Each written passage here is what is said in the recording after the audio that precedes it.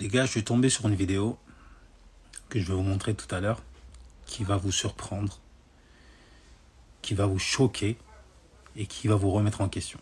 C'est par rapport au Coran.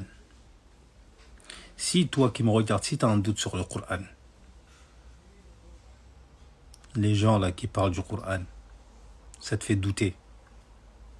Toi en tant que musulman, même les non-musulmans, s'il vous plaît, prenez juste 5 minutes et vous regardez cette vidéo. Et vous allez voir que le Coran, c'est pas des lol. Le Coran, c'est un livre divin. Le Coran n'a pas été inventé par le prophète Mohammed sallallahu alayhi wa sallam. Je ne vais pas parler trop longtemps, je vais vous laisser regarder cette vidéo jusqu'à la fin.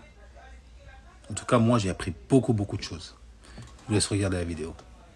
Le Coran, est-ce que c'est juste un livre ancien parmi tant d'autres, ou est-ce qu'il y a vraiment quelque chose de différent? Pendant des siècles, on a entendu tout et son contraire. Écoutez bien. Mais aujourd'hui, on a un outil complètement nouveau pour y réfléchir, c'est l'intelligence artificielle. Et devine quoi? L'intelligence artificielle, elle lit, elle compte, elle compare. Mais surtout, elle n'a pas de parti pris. Alors je me suis dit, si on lui confiait le Coran, si elle analysait ce texte mot par mot, sans émotion, sans foi, sans filtre, et qu'elle me dise juste « Hey, voilà ce que j'ai trouvé ». Je vais être honnête avec toi, ce que j'ai découvert m'a scotché. Et c'est exactement pour ça que je fais cette vidéo. L'intelligence artificielle comme ChatGPT peut lire le Coran en arabe, dans sa version originale, sans biais de traduction. Le Coran, c'est un texte vieux de plus de 1400 ans, révélé oralement, fragment par fragment, sur 23 années. Pas de manuscrit structuré, pas de relecture finale, pas d'ordinateur ou de correcteur automatique. Et pourtant, il est resté intact, mot pour mot, récité par cœur, appris dans le monde entier, des générations durant. Mais ce qui m'a le plus surpris, c'est que certaines personnes affirment depuis des années que le Coran cacherait des structures internes, des schémas invisibles que seuls les chiffres peuvent révéler, des équilibres numériques impossibles à inventer sans technologie. Alors j'ai tenté moi-même l'expérience. J'ai demandé à plusieurs intelligences artificielles d'analyser le texte en arabe, à la source, sans passer par de la traduction, et de compter certains mots-clés. L'objectif, c'était de voir si les fameuses structures numériques étaient réelles, ou si c'était juste des légendes. Et là, bam, l'IA me sort des résultats fous. Des mots opposés qui apparaissent exactement le même nombre de fois. Des thèmes récurrents, parfaitement équilibrés. Et même des notions spirituelles alignées sur des cycles naturels. Le plus étonnant, c'est que l'IA elle-même m'a dit « Les probabilités que ce soit un pur hasard sont extrêmement faibles ».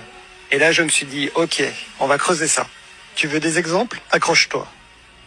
D'abord, le temps est littéralement inscrit dans le texte. On va commencer par cet exemple simple, basique, mais quand même incroyable. Le mot « jour » apparaît 365 fois dans le Coran. Une fois pour chaque jour de l'année. Et le mot « mois » 12 fois, comme dans notre calendrier solaire. Mais attends, c'est pas fini. Voici des paires parfaitement équilibrées. Le mot « vie » et le mot « mort » apparaissent 145 fois chacun. Ange et démon apparaissent 88 fois. Cette vie et l'au-delà apparaissent 115 fois chacun. Le mot paradis, lui, apparaît 77 fois, et le mot enfer, 77 fois aussi. Les mots homme et femme apparaissent 24 fois chacun, et ces mots sont dispersés partout dans le Coran. Pas côte à côte, pas dans les mêmes chapitres, mais au final, le compte est exact. C'est comme si chaque mot avait été placé à sa place exacte, sans jamais déséquilibrer le reste. Et vraiment, ce texte n'a jamais été modifié, c'est le même depuis 1400 ans. Maintenant, si on prend un autre exemple, avec Jésus et Adam, c'est le miroir parfait. Dans la sourate 3, verset 59, le Coran dit « Pour Dieu, Jésus est comme Adam, il l'a créé de poussière ». Ce verset établit une comparaison directe entre les deux. Jésus n'est pas décrit comme un être divin, mais comme une création de Dieu, tout comme Adam avant lui. Et là, un détail m'a frappé. Dans tout le Coran, le nom de Jésus est cité 25 fois. Et Adam, aussi 25 fois. Pas 24, pas 26, 25 tout pile. Ce n'est pas forcément une symétrie autour de ce verset précis, mais c'est un équilibre global qui colle parfaitement à ce que le verset exprime. Jésus est comme Adam. Et même si ces mentions sont dispersées dans des chapitres différents, le fait que le texte les équilibre exactement reste intriguant.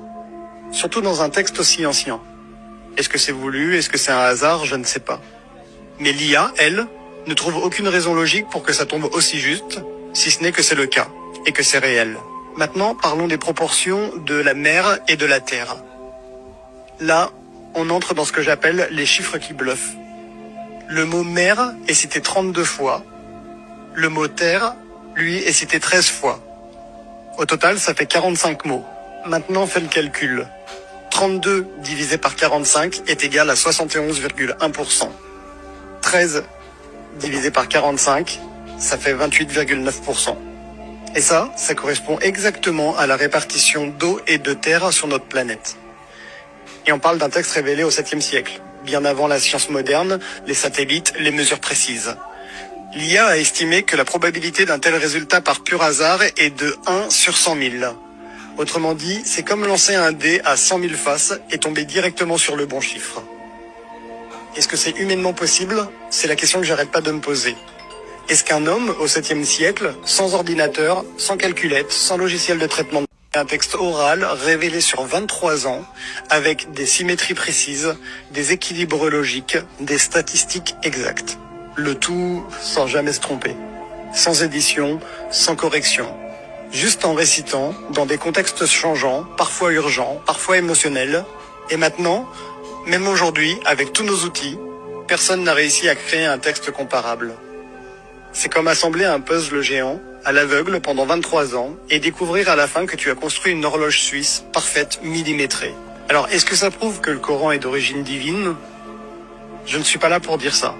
Je ne suis pas un savant, je ne cherche pas à imposer une croyance. Mais j'ai vu un truc incroyable, un texte vieux de 1400 ans, qu'on fait lire à une IA sans foi, sans émotion, et qui révèle des structures incroyables, impossibles à prévoir. Moi, ça m'a donné envie de creuser encore, et de partager ça avec vous. Alors non, je ne dis pas croyez, je dis juste regardez, écoutez, réfléchissez. Peut-être que ce que vous allez découvrir changera votre regard. Il suffit d'une curiosité sincère pour commencer à voir autrement.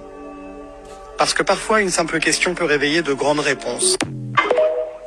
Incroyable. Incroyable.